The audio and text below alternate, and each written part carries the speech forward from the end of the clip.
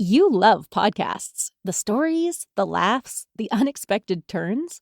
But when this episode ends, the silence starts. Not anymore. Audiobooks.com turns that silence into your next great adventure.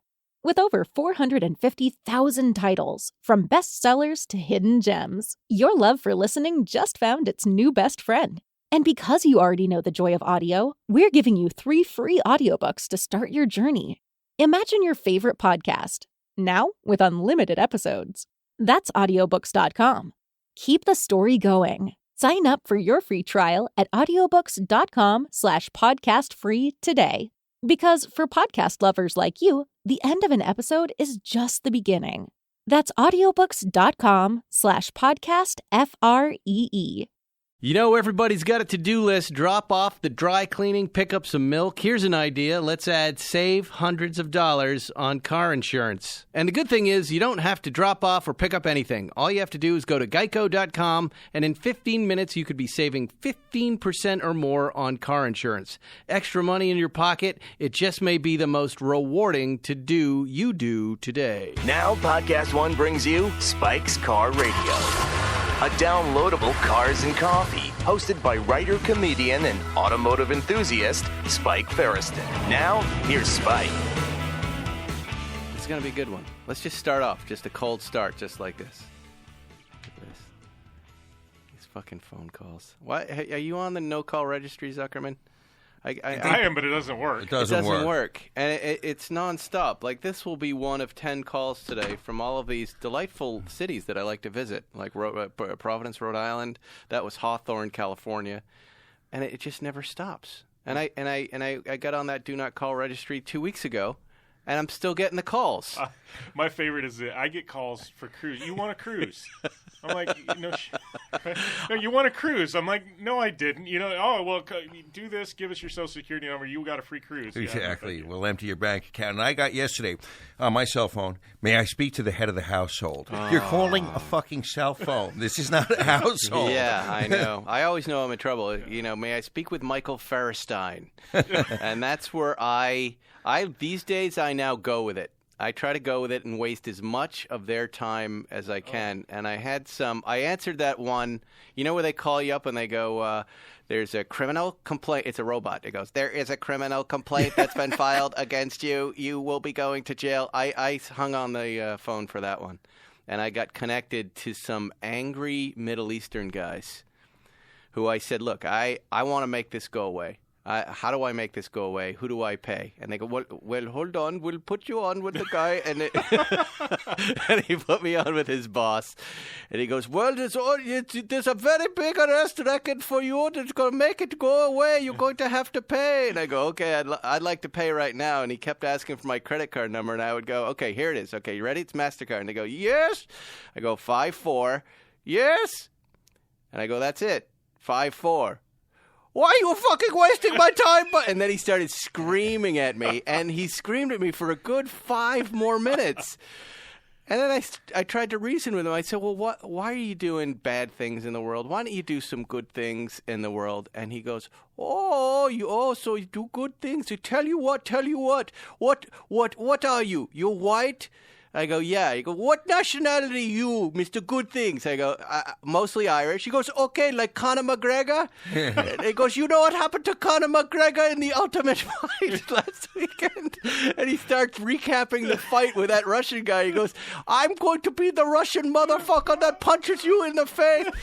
It was so entertaining. This was like an hour of my life last week, Zuckerman. Anyway, you're listening to Jim Beaver. Yay. Paul Zuckerman.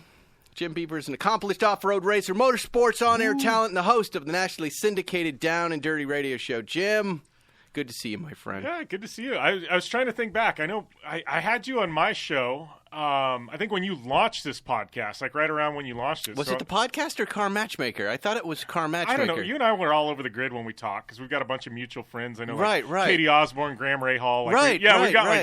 I don't know. We got on some tangent about Graham's G-Wagon at one point. I don't know. You never know where it's going to go.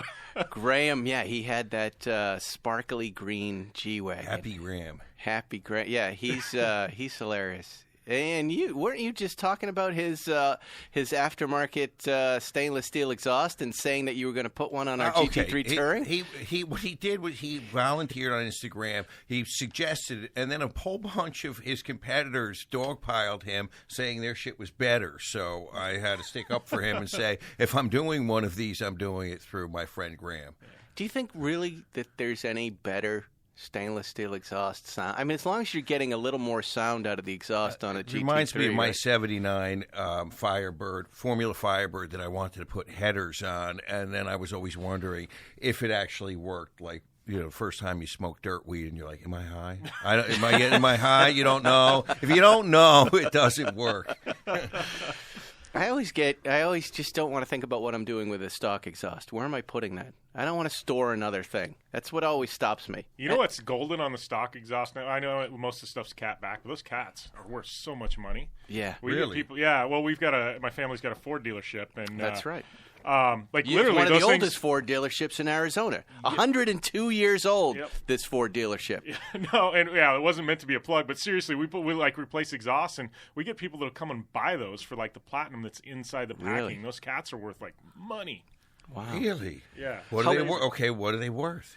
All depends. Like, you get one of those big, off a 1-ton truck, you know what I mean, that's that long. And I don't know, they have a way to weigh it and, I guess, extract out of, the packing. And I don't know. Yeah, the platinum out of it. And I don't know. I mean, we've got up to, 3 or 4 cats, $300-$400 before, just out of the value. Ferriston, next time one of these guys calls, tell them you want to go into the cat business. The platinum business. Yes. I want to hear about this old Ford dealership. What is the oldest Ford dealership? If yours is 102 years old.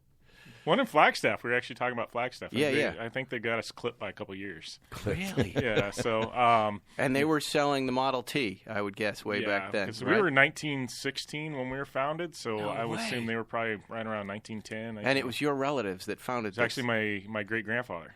What was his name? Dan Beaver. Yep. Dan Beaver. What a genius Daniel Beaver was. Yeah. So look what he left. We're just a railroad town. Can you sing Daniel Boone? Yeah. Huh? Daniel Beaver is king of the... But amazing that this guy had made this prescient decision to get a dealership and hand it down so many generations. Yeah. Well, I think it was on accident, to be honest with you. He was actually a railroader. And the railroad went on strike, and he got stuck in this town. He was actually from Prescott, and he got stuck in this town for 3 months. Uh-huh. And so he started working on cars just because he had no job. And he wrote a letter, I guess, to my great grandma and said, "Hey, man, I'm not coming home. I got no way to get home. The railroad's on strike, and so I got no job." So he took he just started working on old cars and wrenching and things like that. And then this whole dealership thing kind of popped up. And well, how did it pop up? Did Henry Ford just show up? Did he telegraph Henry? No, I guess they were working on. No, I guess they were working on cars and stuff like that. And then back then, he would actually once the railroad got back up and running, he would actually all the cars showed up in L.A. and so he would take the train to L.A. and get a Model T, and then he would drive it across the desert back to literally. And we're talking, this thing was a couple week trip to make this whole deal happen back then, right? He would drive the Model T across the desert back to this small town in Arizona, and then then he would sell it. Right. And then when he sold that, he would take the train back to L.A. and he'd buy another one and drive it across the desert and then sell it. No kidding. Yeah, so we're talking infancy, and so. That happened, and I think we're unofficially a Ford dealer for 10 years as this was going on. And then at some point, Ford's just yeah, we'll make you a real dealer. Did they eventually put those cars on the train and get them there? Yeah, eventually the trains came in, and then and the transportation got ironed out, and it wasn't him actually, taking a train to L.A. to drive cars back across the desert. But that's how it all happened. We're talking early 1900s. I drove a Model A in the desert. I was so surprised at how well these things handled. They're originally the first 4x4, right? Yeah, because roads sucked back then. Right. They didn't have roads. That was the whole point to the Model T. That was it. Those things were durable, man. Yeah, they are. It's impressive. And the original Beaver guy must have been durable, too, because that wasn't easy. His back probably wasn't so good. But. Isn't that amazing? Somebody just reached out to me on Instagram and asked me this very same situation. They said, what if I were to take these cars, these 911s I'm finding in the Midwest, and bring them to the West Coast? Do you think I could make some money? And I said, yeah. I think you could. I think if you're buying in the winter and you're looking in the nooks and crannies of the Midwest for some of these old cars, yeah, I think you could. Don't you think if you bring a 911 to L.A., it's suddenly a little bit more valuable, right? Okay, maybe. I don't know. Should we try it? Sure. I mean, don't you think you'd be willing to pay at least 10% more for a car right here in Los Angeles? Well, I would agree with you that I think that dealerships in the Midwest that get their allocation of let's say a Targa 4 GTS. No, I'm talking about old cars. Okay, old cars. Old cars. I would say you buy in your neighbor's garage. Well, I mean, let's put it this way: if you've got a 911 in the middle of nowhere, Iowa, right? How many buyers do you have? Right. If you've got one here in LA, how many buyers do you have? There's just more buyers here, right? Yeah. But I also think we'll pay a little more for it. Yeah. Anything here. It's like, a hotel, a restaurant. I'll pay a little more for that dinner. Yeah. I think you could do it. I think it's going to be a pain in the ass to do. It's not a job I would want, but No. I think there is money in it for somebody. People have been writing. We're going to answer some questions today. We forgot to do it last time, Zuckerman. We had about 100 questions, and I forgot to ask all of them. So. Oh, well, fuck them. No, don't say that about our lovely listeners. I'm in a mood. What do you want? What, you're in a mood? Why? What's happening? What's wrong? Ferguson, my house burned down. Yes, I know it burned down. In this case, it didn't It's happen horrible. to other people. Yeah. Well, I mean, it's a tragedy. Lots of people died. It's horrible. Structures burned. It's bad news. Let's talk about Dax Shepard, Travis Pastrana, Tanner Faust. Now, you sent me some possible talking points without a reference. Yeah, but I love these names. I watch Travis Pastrana all the time. I just watched him the other day. He was on in his backyard on a motorcycle doing double flips and had a drone that I think was chasing him, like an automated drone that was following him around on the track. It's an amazing piece of video. Travis and Dax seems like a guy like you, an off-roader and a camper and a woodsy 4x4 nut job guy, muddy. Dax right? is the anti-celebrity. I swear he is so not a celebrity right. that's a celebrity. Well, what were you doing with so Dax? So I'm kind of like you. I mean, I've got a lot of friends that are higher profile, and for whatever reason, I've been an off-road racer for a couple of decades now, since time I was like 20. So it was one of those, like, I have this contract with Polaris. I'm like, how can we do something fun where I can bring these rad people that are my friends and take them off-road racing? And so I thought up this idea that we called it the Star Car. And so we built out this RZR, and I mean, it was like $100,000+ RZR build. And it's a proper race car. And my whole idea, we got a film crew. What did you change about a regular RZR? Well, for the desert, like literally, I think they look like a RZR on the outside, and then other than that, it's just a pure. You take basically the chassis and you cut everything off above the basic frame rail and throw it away. So if we take the skins off, you'd look at this and be like, I don't know how much of that RZR's left. Rejuvenation. A lot of platinum. The engine's still there. It is a spec engine, right? So, but yeah, we built up this race car. We got film crew and started out. We had Tanner Faust come and race with me, and then we had Jolene Van Vute, which she's Travis Pastrana's sidekick. She's first female to backflip a dirt bike. Right. Her and I have been friends for a long time, so I got her involved because I feel like you always need to have a female presence in motorsports. Whatever. it's just kind of one of my things. Like I feel like a lot of times women don't get their due in this industry. Absolutely. So, Right. So I definitely wanted her involved, and so we had Tanner Faust. We had Alyssa Ronick with ESPN. She came out and rode in the car with me. Did she get sick? No, she was actually a phenomenal co-driver. Like literally so good. Like I would hire her next week to co-drive and race with me. We always get sick when we're passengers in race Yeah, cars. That's crazy. why I said it. Now, what do you mean co-driver? What is she doing in this? So, in the desert, we've got like, anywhere from, actually Baja 1000 is going on this weekend, and I'm not racing it. So you go anywhere from, we've got, 20-mile loops at some of these races, like, to, Baja 1000, where it's 1,000 miles. So it's navigating. So she's navigating. We've got a GPS screen in there, and she's calling off, hey, we've got a booby trap up here, big ditch, big rocks, left-hand corner, right-hand corner. And when you're in the dust and you can see like 5 feet in front of your car, like that's crucial because you're racing and you're blind. So the navigator actually does a whole lot of work. I have a friend who races Baja, Craig Christie. He's also running our editorial facility for my company, but he goes up and he does this race, and he tells us there's lots of death in this race. Yes. There's lots of death. Has that been your experience, that there are bystanders and animals and people die? In Baja, yes. Racing in the United States is a little more controlled. Why can't they keep people off the track outside of the United States? You know what? We love racing in Baja. It breaks my heart I'm not actually down there racing right now, but the fans down there are just next level fans. They love it, right? They absolutely love it. They eat, they sleep, they breathe it.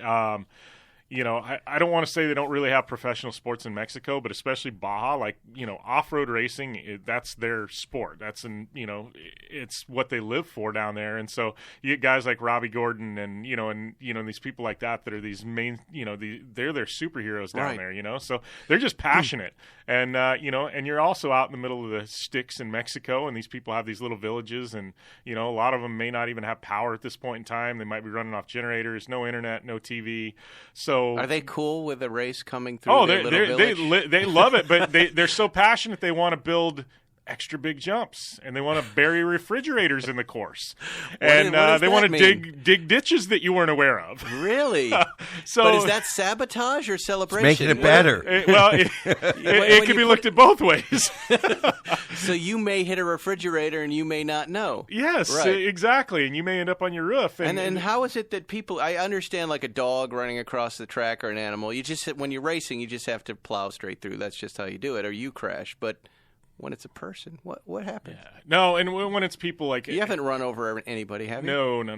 I've had some close calls down in Mexico, but no. And what is it from? Just people on a turn, just cheering or holding up? Yeah, well, and they want to get close, and, they're down there, especially like Baja. That race stretches a day, so people get a little... They get a little alcohol in their system, right? They're having a good time watching the race. That's and then they decide they get really brave, and they want to lay underneath jumps and have the cars jump over them, and...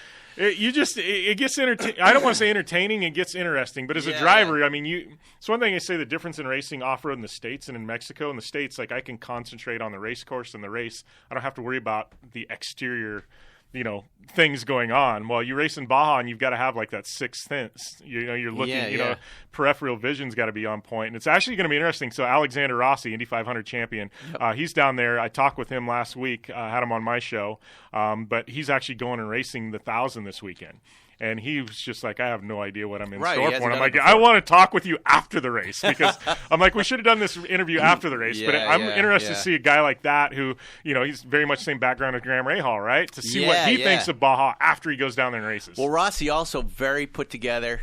The haircut, hair's getting cut every 2 weeks, right? The clothes, everything. He's in top very shape. Clean, refined. Very clean, very refined. That Formula One did good for Rossi, right? And this is just outlaw, dirty business that he's up to. It will be really interesting. I just wonder, even the bumps, what he'll do with the bumps, because most of those guys who race cars, they like a quiet car on the road because their race car is too hot, right, and too noisy, so they'll get a Tesla so it's quiet when they're on the road. So this is a level beyond like what they're used to.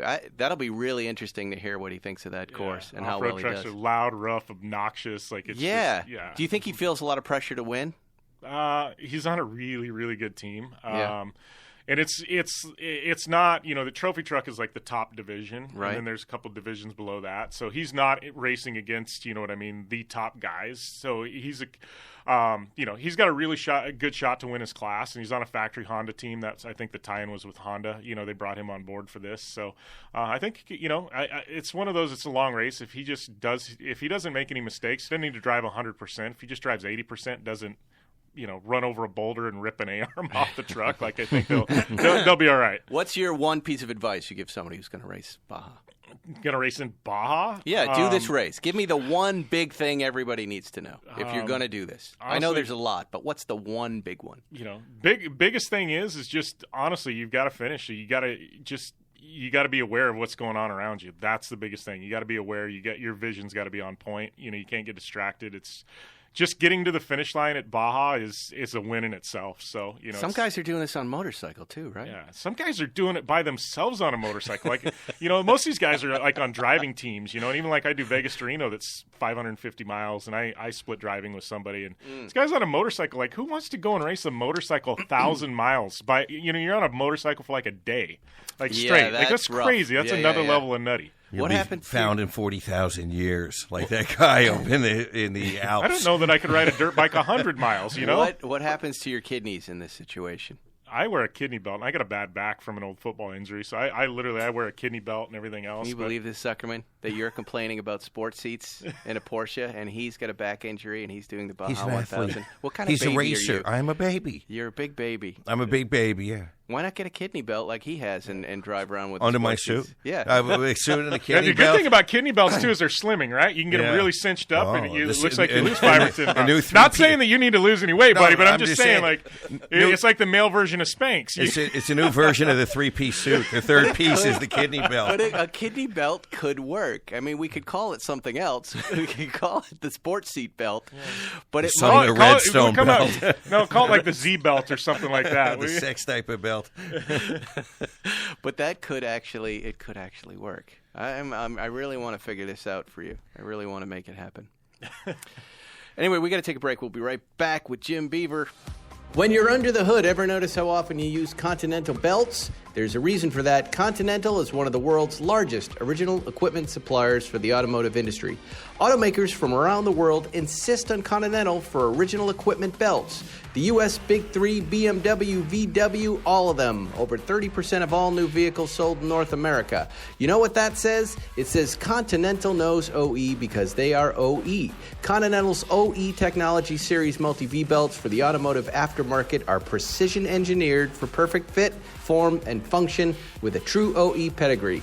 They're the belts engines already know, so you can confidently spec Continental's Multi-V belts. There's one for 98% of vehicles on the road today. You might not know it, but Continental is also a leader in automotive technology, electronics components for things like autonomous driving and accident-free zones. That focus on innovation is in every product they make, including OE Technology Series aftermarket belts. You're listening to Spike's Car Radio.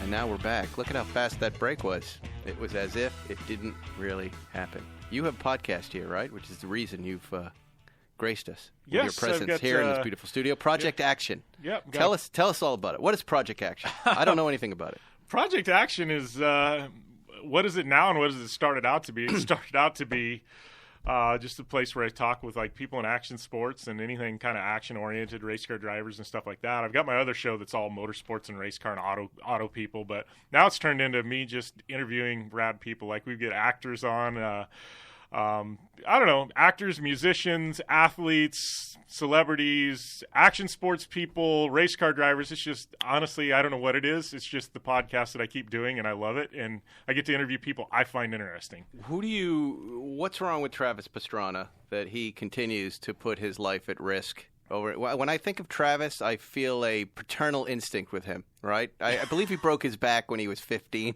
He broke his back, his pelvis. He's really suffered significant injuries. I find that I worry about Travis Pastrana a lot. Even watching this video a couple days ago, I went, I want to sit him down and go, enough. Really, take care of yourself, because later on you're going to end up like Zuckerman here, and you're not going to be able to sit in the car. I'll tell you my thoughts on Travis, but we've got to go earmark this space because I've got a really cool Travis Pastrana story that not many people have. Well, then just tell us that. Tell us the story. That's going to be better. Okay, so he was involved with me in Star Car last year. Me, and Jolene went to do Vegas to Reno. 600 miles across the entire state of Nevada. So, we have this bet. Whoever, Travis is starting and Jolene, then I was going to be the anchor because I drive off-road, so I was going to be the guy that drives at night. So we had this bet immediately. Travis, everything's got to be a bet with Travis.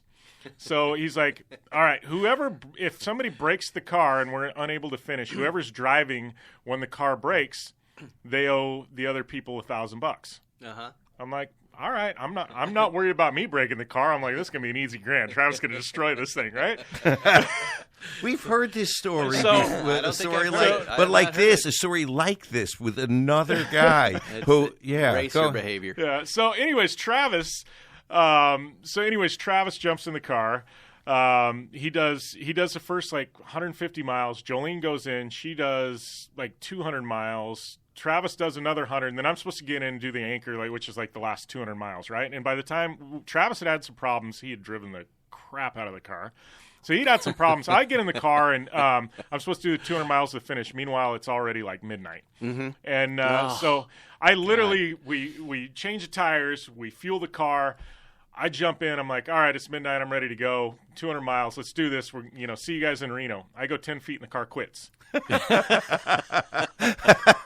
Travis, I look, and Travis is sitting there literally like jumping up and down because I'm like, so we go and find out like literally the frame is broken in half, and it's night, so you can't see this. Right. Frame is broken in half from Travis. Like, we've got sensor failures, all this stuff. He didn't tell me when he brought it in. This thing was like on its last leg. That's great. So we get out of the car and we assess this thing, and we decide, man, like there's no way this car is going to go 200 miles. I'm going to be stuck out here, next to aliens at Area 51. So, so he's sitting there. He's like, Jimmy, you owe me $1,000. And I'm like, Trav, I drove the car 10 feet, buddy. And he's like, no, it broke under your power. You were in it, right. And so I look at that, and then he's like, well, meanwhile, we're in this town called Gabbs, Nevada, which nobody knows where Gabbs, Nevada is. Is that 1P or 2? Yeah. 3. So it's 50 miles down a one-way road. And it's a mining town, so it's one way in, one way out. It's one road, and it's like a 50 miles down this road to get to Gabbs. There's like a population of 50. I want to go there. There's a population of like 50 people in Gabbs. They've got one bar there. How many are on meth? A full 2/3 of the population? I'd say 99.9% probably. So anyways, they've got one bar in town, and the town is so small, and Trav's like, hey, I spotted a bar when we came in. We got to go over there. So we get there, and it's a double-wide trailer. And this is the bar. And all right, so we're going to party in Gabbs, Nevada at the double-wide trailer. So he's like, we got to discuss this bet, and he's like, I really think you owe me $1,000. So anyways, we go in there, and our crew shows up and everything else. And, here's Travis Pastrana walking in at Gabbs, Nevada, and people are going nuts. And so people of Gabbs know Travis Pastrana? There was a couple of the younger ones that did. Some of the older ones heard from the kids, this guy's a celebrity. So we, So, anyways, we sit there and we proceed to discuss this bet for the next 4 hours over every kind of drink and deep-fried food you can get in a bar in Gabbs, Nevada. So, anyways, Trav goes, I go, I owe you some kind of money. So anyways, he's like, you don't owe me the $1,000. I'm like, I got to give you something, Trav. I'm a man of my word. He's like, well, just give me $100. So I sign over $100 bill in Sharpie, and it's like, fuck you, Travis. Was basically what it was. So anyways, he's like, so that was what that happened. But we've got to square up with this bill in Gabbs, Nevada, right? So Travis like, I'm covering everything for everybody. And I'm like, and he said that when we walked into the bar, and I'm like, this is going to be bad. So we've drank him out of all kinds of How expensive can it be to drink in Gabbs? Well, we're talking about $9. I'm like, if this was in Vegas or L.A., we're talking probably $5,000 to $10,000 bill. Right. If we're talking, you know what I mean, any other normal bar, we're at least looking at $1,500, $2,000. Really? Right? Well, that's a lot of drinking. Yeah. No, it was a train wreck. There was a point in time where Travis was on a 3-wheeler of some locals and doing wheelies down Main Street. I mean, it was. Yeah, I want to go to Gabbs. Now Gabbs sounds like fun, Zuckerman. Gabbs sounds like Gabbs. our kind of place. Could I wear my gun to Gabbs? They wouldn't have a problem with that, right? Motorcycles and guns. We'd have a good time. If you don't have a gun, you're out of place in That's Gabbs, right. I think. Oh, we're going, Zuckerman. So, anyways, we go up, and the bar owner and his wife are there, and the bar owner's wife is the bartender. And we look, and Travis like, he's slurring his words and everything, and we're both kind of seeing triple. And we go, what do we owe? What do we owe? And the guy looks around, and he starts looking at the shelf, and I'm like, there's no liquor bottles left on the shelf, And he starts looking, he goes back to the freezer, and all his deep fried frozen stuff is gone, because that's the only thing to eat in Gabbs, Nevada. Shrimps. Right, Did you guys eat all the shrimps? So he walks up, and he looks at his wife. He looks at us, and he just kind of shakes his head, and he goes, you owe me $67. Oh, come and on. Travis and I look at each other, and Travis goes, $67? And the guy goes, looks about like a $67 night to me. So Travis pulls out a $100 bill. It wasn't the one that I signed him, go fuck off, Travis. And he hands it to the bartender, the lady whose husband is standing right there, and she looks at it, and she goes, well, let me go get you some change. Travis goes, no, that's all right. You keep the change. And she goes, I can't keep that kind of money, Mr. Pastrana. And Travis goes, what are you talking about? She goes, we've never had a tip that large in the history of this bar. She's like, I have to get you some change. And Travis goes, seriously, you can keep the $33. Right. But it was just, I'm like, so charming. My God. Well, if they have a synagogue, I'm moving there. Let's go to Gabbs, Zuckerman. You could probably own the whole town for a couple That's what we $100,000. tip the valet at Cicconi's before we even eat when we're here. I love that. Boy, you just painted a beautiful beautiful picture that just reminds me everything I How love many people about. are Googling Gabbs, Nevada on Google Earth right now? Well, it's just or trying about being out in the world where just without any regulation, cops, and just having fun and Nobody's bombing jaded. around in the desert, and people are nice, and everything's Everybody just had relaxed. a good time. Nobody got hurt. But Nobody... imagine what happens when the motorcycle gang rolls into Gabbs. The bad guys come down that 50-mile road, and there's no cops anywhere. And now imagine They what's probably going got on. one cop in the whole town, I would assume. You'd think there's got to be somebody there, right? Well, you said there's only 50 people in Gabbs. Do you think one of them's a cop? I bet there's no cop. It's like one of those bad 70s movies. Yeah, it is. Terror on the road, terror in a small town. Yeah, I bet Gabbs has a lot of good stories to tell. Oh, A lot of good Gabbin' and stories. Gabbs. That could be another podcast for you, Mr. Beavers. Gabbin' and Gabbs. When did you realize that you had a facility for this, that you had a talent for this podcasting thing? Honestly, it was I was a broke race car driver, right? And this was like 2010. I had a trophy truck in the garage, no money to run it, and it's one of those like I'm going, how do you get sponsorship to go racing? Like I can't get anything, right? And I'd done a previous year, I did a radio interview with somebody, and my sponsors that I had were like, "Oh, that's amazing! We got so much value out of that." And I started thinking, I'm like, well, if they got value out of me, like being on, doing a 15-minute segment on a radio show, like, why don't I just do radio and then I can give it to them every week? Right. Well, and, but how do you go and get national syndication agreements? And podcasting was there, but it's not where it was today back in 2010, 2011, right? So I started doing some, I decided immediately, I was like, you couldn't get any kind of money for doing a podcast back then. You had to call it radio because people understood radio. They didn't understand podcasts like they do today. So I started an online radio show that was actually really just a podcast, but I kind of did it live, and it was horrible. I mean, it was freaking horrible.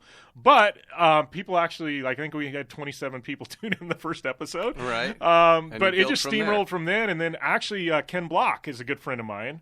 And I had an IOU with Ken Block for something that, I'd helped him out with Ford on a business thing. And so I called Ken and I said, "Hey, buddy," I said, "I've got this new radio show. Yeah, I heard you started something up." And I'm like, "Would you be my guest?" And he's like, "Yeah, I owe you one. I'll be your guest." So here's this kid. I didn't have much of a social following at that point. I had a horrible radio show, but I've got Ken Block on, who is Mr. Jim Conham, Mr. 500 million views, whatever. So Ken Block comes on your show, and then you are established immediately by de facto. So then after that, it was like just all downhill. The listeners came in with Ken Block. And all downhill. Downhill in a good way. Yeah, but no, I mean, so that was kind of how it got started. But honestly, the whole thought was how as a race car driver do you get sponsorship? And now, you know what I mean? I'm doing radio, I'm doing television, I'm doing all this stuff, and I'm racing. It says here the Down and Dirty Radio Show is airing on 200 AM FM networks right now in the United States and 500 networks in 177 countries. Oh, you're on Armed Forces Network, too. That's really probably cool. Out of everything, that's one of the things I'm most proud of, just because I've got a lot of friends in the military. Yeah. Troops will send you emails or contact you through the website. Hey, listen to your show on AFN. Thank you.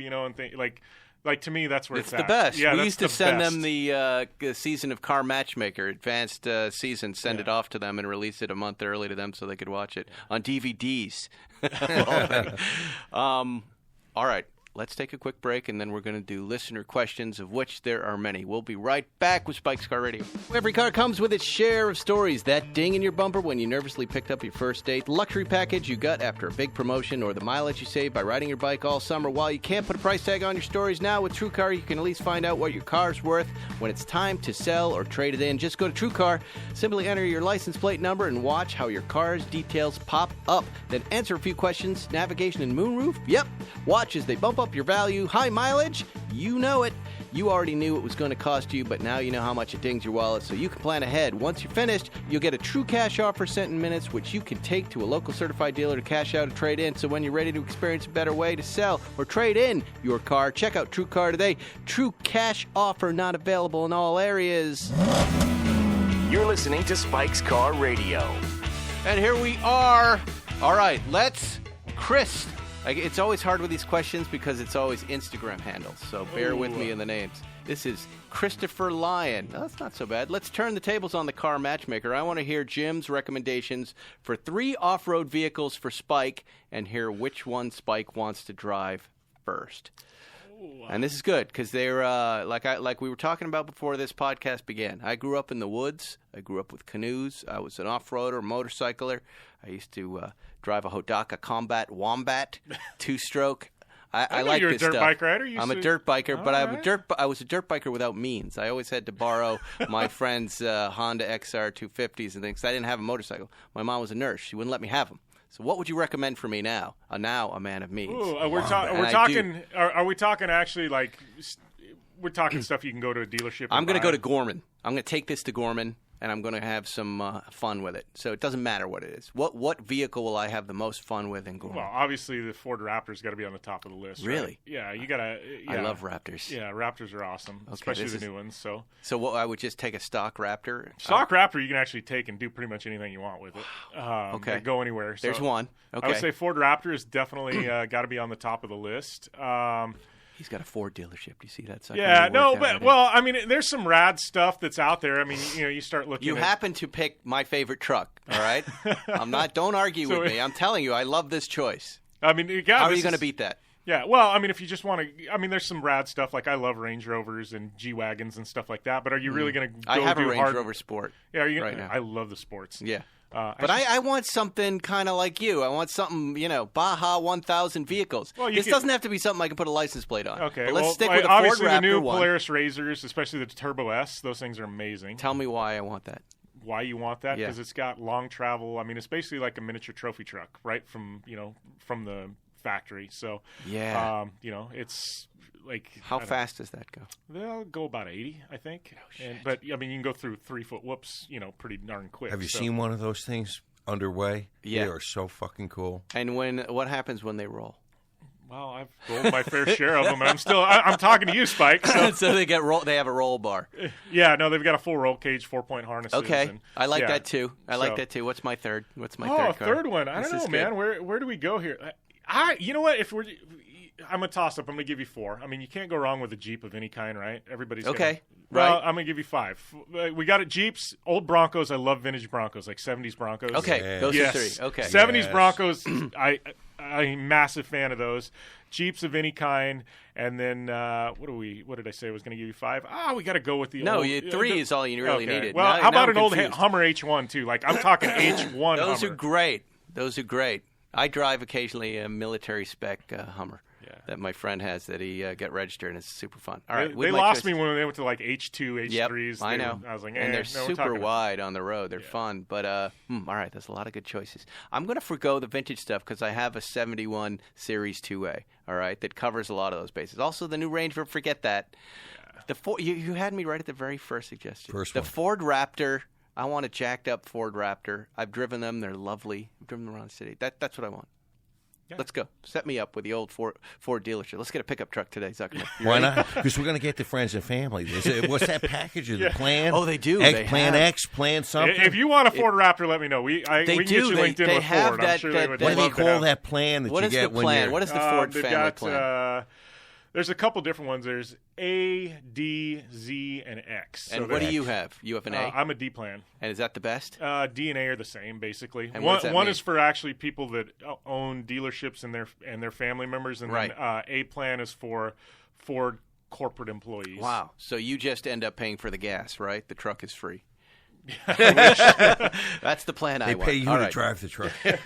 This gentleman, father to 4 girls. I don't know if I would make that your Instagram handle, sir. So right there, I would change that. I've got a blue paint to sample GT3 Touring. Well done. With carbon bucket seats and steel for the feel brakes. Why did you and Z go with sofas? He's talking about the 18-way seats. He calls them sofas. And PCCB. Well, first of all, it's a touring package, so you want a touring seat, right? Didn't think of that, did you? I agree with you. I like these carbon bucket seats a lot. I feel like I'm sitting in a really crispy baseball glove that holds me when I race the car. But if you want to go with the touring, you go with an 18-way seat. Also, Zuckerman's back. The PCCB. Now, Zuckerman, this hits on a hot button issue this week that our GT3 Touring is at Beverly Hills Porsche, where they are diligently trying to take the brake squeal out of one of the wheels. 2 of the wheels, actually. And, I know what you're thinking right now. Spike, these ceramic brakes, they squeal. Porsche made a little video. It's a racing brake. They're not supposed to squeal like a Mack truck. They're not supposed to squeal that I have to roll my windows up. They're not supposed to squeal that the good people of Brentwood, California are turning on sidewalks and putting their hands up to their ears, Porsche. So I don't know. I think from now on, Zuckerman, we go steel brakes. And I've talked to some of our buddies about this, and they're saying that we're late to the game. That's why we've been ordering steel brakes. Your thoughts, Mr. Zuckerman? I will tell you that in the 997, the ceramics had much less squeak than the steel GT3 brakes. Yes. They used certain pads on the GT3s for the steel brakes that were much noisier than regular pads. And the ceramics were better. But in this 991, it's the opposite. It used to be, I had a 996 GT3 with steel brakes, okay? And then I went to ceramics because I didn't want the squeal, I didn't want brake dust, and I wanted lighter brakes. Those are the three main reasons, right? Now, I'm not sure what I'm doing here because now this noisy brake is hurting my enjoyment of this beautiful car. And you know what the worst thing is? When they tell you at the dealership or at service department, spray some simple green on the rotor, right? Like, okay, really? I just spent $200,000 and I'm going to be walking around with a bottle of simple green and spray Soylent Green. How about put it on there. I By the way, come that over doesn't there, work. Grab you by the neck and spray simple green in your open mouth. See how that works. Well, I will tell you right now that the Beverly Hills Porsche dealership and their crew are working very hard. They are very aware of what we do for a living, Mr. Zuckerman. They are going to great lengths to eliminate this. I have the full confidence of the company and the dealership, and I know they're going to do a great job. By the way, they have a GT2 RS for sale if anybody wants one. Really? How much? It's there right now. It's up there. It's 140, 150 over sticker. Is it a Weisssacker? It's a silver with a Weisssack. Yeah. Big number. Is that? It seems lower over sticker than any of these other cars. They're putting a lot of these cars out there, but 140 over sticker is still a maybe I have that price wrong. Deal. What about your another car I'm obsessed with, the GT350R? How much were those selling for over sticker? I love those cars. I really you could sell me one of those cars too. Well, those ones are pretty tough to get a hold of, but why? Why couldn't? That's the question, right? Why? I mean, Raptors. Do you have one? Do you own one? No. I think that new Mustang is so lovely to drive. I just love the way it sounds. It's just a great car. I think the 350R, I mean, I've seen them from, I don't know, ballpark over sticker. I've seen them at, 25 at, sometime. I don't know. And they're still selling like that. They're still hard to get. Yeah, I mean, I've seen some small dealers that got stuck with one, not stuck with them, but some small town dealers, and they were trying to get rid of them to other dealers at like 5 over sticker, So should we get one of those, Ferriston? How many of those did they make? Well, that's that one I don't know. I'm gonna have to dig deep in that. What's your big seller in the Mustangs? I don't know. See, we're a small town dealer. Honestly, the big one for us is just a standard regular Mustang GT. And the thing it's great about Mustang GT is they're more than capable. They're a fun car to drive, but the aftermarket's so crazy. So you can get basically a base Mustang GT, and then you can do whatever the heck you want with it. And I think that's a lot of people like to go that route because you're not overpaying for one of the special ones, and you kind of build your own, and you put your own wheel and tire packages and your own performance upgrades, and so I think a lot of people go that way just because you get to personalize it. It's more you. What do you like driving? You missed a race car. Do you like driving Mustangs? I'm going to put you on the spot. I love driving Mustangs. I'm actually also, weird enough, I'm a Subaru ambassador, so I've got brand new WRX STI in the garage too. So they have the best color palette of any manufacturer right now. Amazing! I absolutely love. It's just a fun car to drive. Yeah, It's there's certain things, obviously, if you like, luxury comforts that an STI doesn't have, but you're not buying that car for those type of comforts. So, I mean, right now, if I'm going to go out, on a Sunday drive, find a mountain road or something like that, I take the STI. But, I've had Mustang GTs in the past, and I'm just a driver. Like, if I can drive somewhere instead of fly, I'm going to drive. I like being behind the wheel, just whether it's just driving or performance driving. I just like driving. There's something, especially when I'm by myself, turn the radio on, and you can just clear your therapeutic. Head. Yeah, it's therapeutic. Car therapy. What about that older Boss 302? Did you like that? I don't know. I'm a Mustang fan.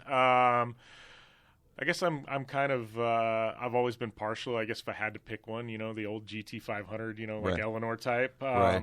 Well, what about was it 2008 or 9 Boss 302? That's what I'm talking about. I never got to drive one. Really? Yeah, no, I like the looks of them, but I actually never got to drive one. So, All right, let's get to some more questions. Here's one for Jim. This is from Anthony Day. What's his take in the whole overlanding craze?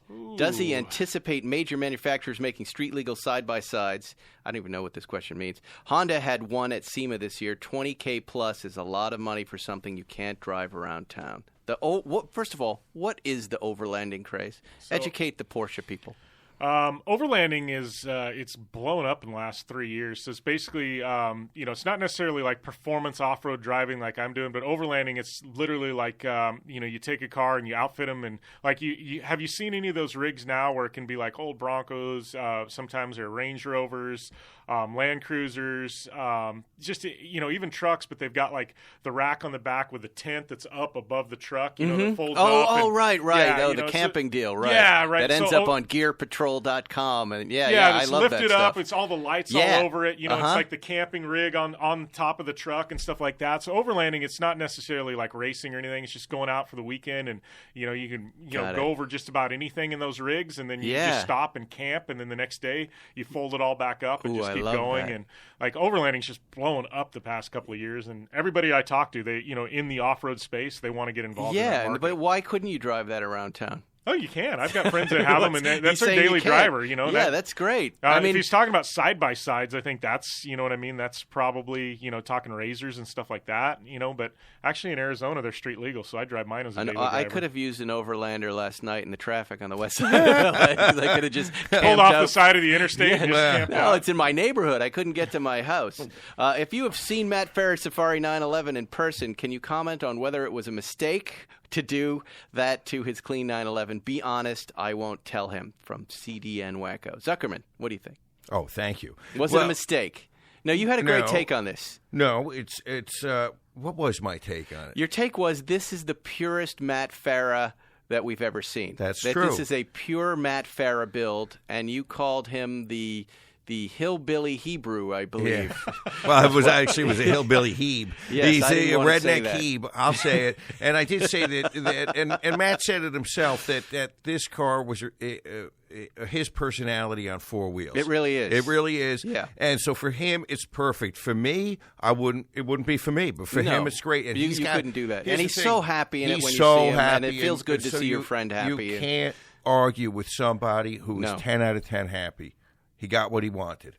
Yes. There it is. That's a good one. All right, here's another question for us to go with. All right. I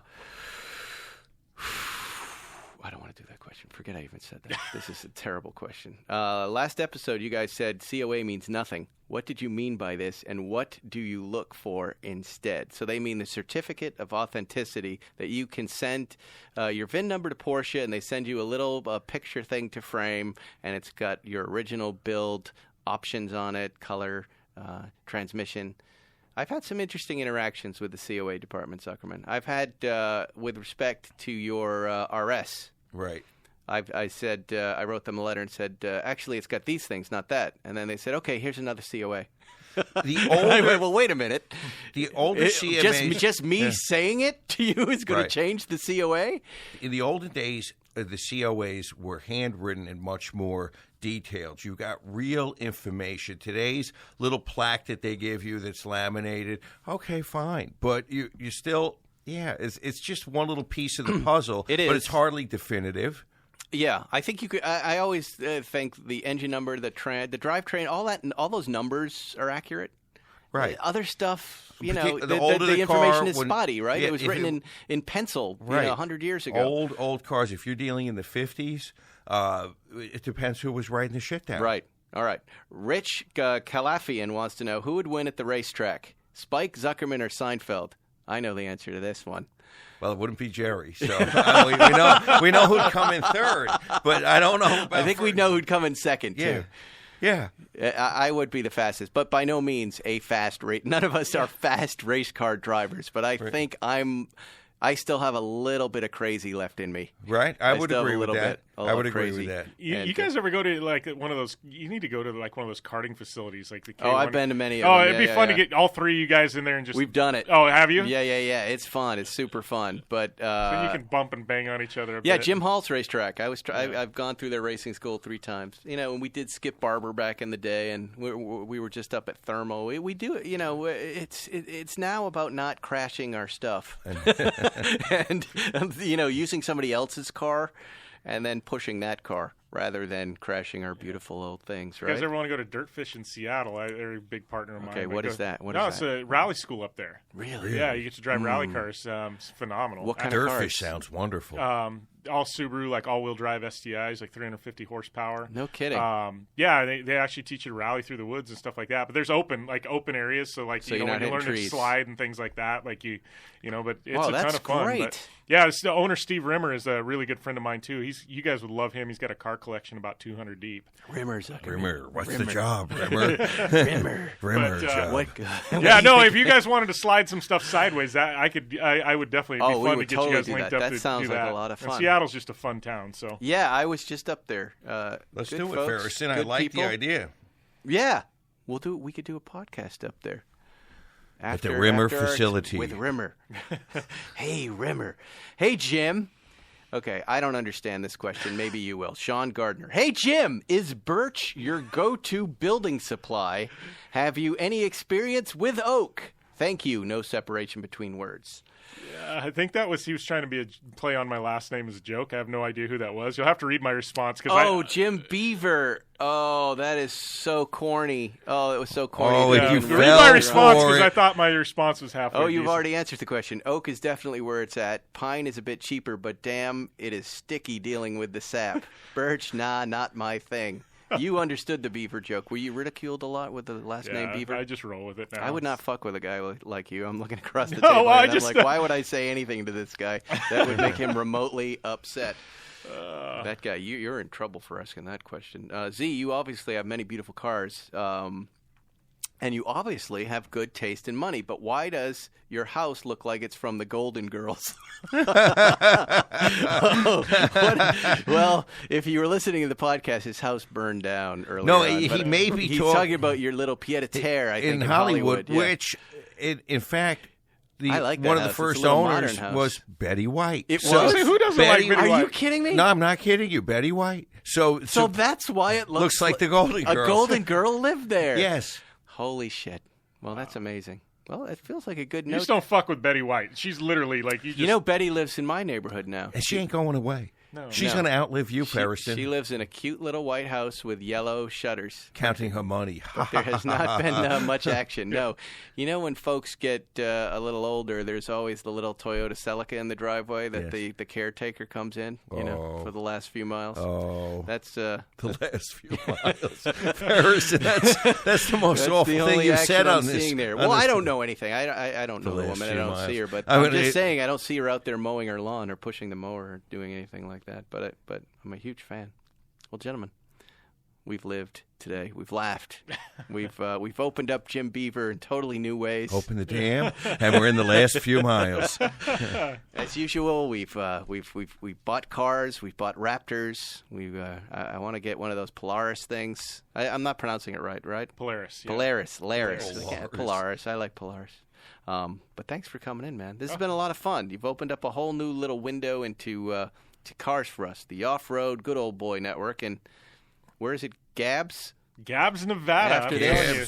we're gonna. I'm going to retire there. You know, I think the three of us, we could just go thirds on the town. And Why don't just- we take Why that not? little airplane of yours, Zuckerman, and fly to yeah. Gabs? I'm They gonna- probably do have a strip They bet landing they have strip a there. little airstrip. I'm going to call up to Rabbi and Gabbs and see if he can arrange for a tour of the synagogue so we can be comfortable with the congregation. There you go. Well, go ahead, Jim. Plug your stuff. Plug the podcast. Plug the radio. Oh, well, Project yeah. Action here on Podcast Yeah, One. Project Action here on Podcast One. My other show, the Down and Dirty Radio Show, is also available here on Podcast One as well. Go over there and subscribe on iTunes. And 2 shows. yeah, it's You're at, killing it. Yeah, it's at Jim Beaver 15 on social media. And Zuckerman. You can find me at The Real Zuckerman on Instagram or Carpenter Zuckerman and Rally if you or one of your loved ones was injured in an accident. And if you want to find me, For the next 5 hours, I'll be on Facebook, and then I'm finally deleting that shit because they are doing evil in the world. And after that, find me on Facebook Junior, Instagram, and let's hope that one doesn't go into the shitter either. All right, we'll see you next week on Spike's Car Radio. Thanks for listening to Spike's Car Radio. Download new episodes every Wednesday on the Podcast One app, or subscribe now at Apple Podcasts or PodcastOne.com. It's me, Shaq, the general of Podcast One Sportsnet, your stop for the best sports podcasts. We've got it all in one place, from Steve Austin to Jim Harbaugh, Dan Patrick, the official Lakers podcast, and more. Podcast One Sportsnet is where it's all going down. So whatever sport you're watching or interviews you want to hear, or if you just want to laugh here, you know what off with my show. It's all happening here. Download the Podcast One app and click on Podcast One Sportsnet in the bottom right corner. I'm the general, and I'm ordering you to give it a try. You'll thank me later. And don't forget to listen to the Big Podcast with Shaq every Monday. Hey guys, time to get in on the action for the biggest moments in basketball with Prize Picks, America's #1 fantasy sports app. Just select 2 or more players, pick more or less on their projections, place your entry, and win up to 100 times your money. Right now, Prize Picks will match your first deposit of up to $100. Just download the Prize Picks app and use the code GET100. That's code GET100 on Prize Picks for a first deposit match of up to $100. Prize Picks. Pick more. Pick less. It's that easy. You love podcasts, the stories, the laughs, the unexpected turns. But when this episode ends, the silence starts. Not anymore. Audiobooks.com turns that silence into your next great adventure. With over 450,000 titles, from bestsellers to hidden gems, your love for listening just found its new best friend. And because you already know the joy of audio, we're giving you 3 free audiobooks to start your journey. Imagine your favorite podcast, now with unlimited episodes. That's audiobooks.com. Keep the story going. Sign up for your free trial at audiobooks.com/podcastfree today. Because for podcast lovers like you, the end of an episode is just the beginning. That's audiobooks.com/podcastfree.